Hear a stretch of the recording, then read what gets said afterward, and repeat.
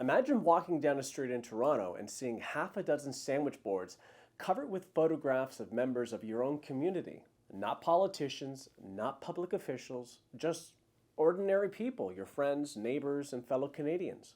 Their faces displayed in public under the headline Jewish Zionists of Toronto, turning them into a spectacle in what appears to be just the latest attempt at intimidation towards the Jewish community. That's exactly what happened this week. On July 5th, a well-known anti-Israel activist erected signs along a Toronto sidewalk featuring photographs of local Jewish residents beneath the title Jewish Zionists of Toronto. According to video footage from the scene, Toronto police apparently didn't object to the display itself. Their concern? That the signs weren't permitted to rest directly on the sidewalk. Think about that for a moment. The issue wasn't the public identification of Jewish Canadians in a manner many would view as intimidating.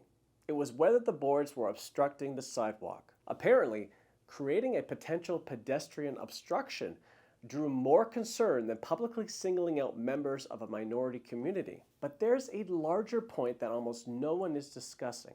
We're constantly told it's not about Jews, it's about Zionists, or I'm not anti-Semitic, I'm just anti-Zionist. Yet this display undermines that distinction. If the objection is purely political, why call the display Jewish Zionists of Toronto? If Zionism is supposedly the defining characteristic, why lead with an ethnic and religious identity? The word Jewish wasn't required. It was a deliberate choice. And that choice raises an important question. Are we watching in real time the rhetorical distinction between Jews and Zionists begin to collapse? History offers a sobering lesson. Publicly identifying Jews has rarely occurred in isolation.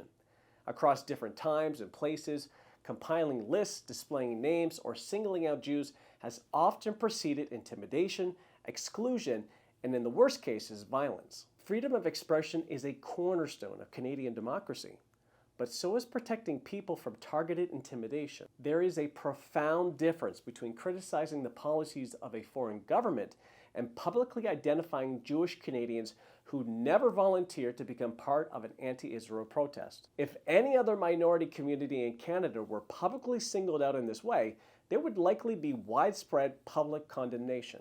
Because in the end, the most revealing word on those boards wasn't Zionist, it was Jewish. The police have arrived and they don't allow me to have these sitting on the ground.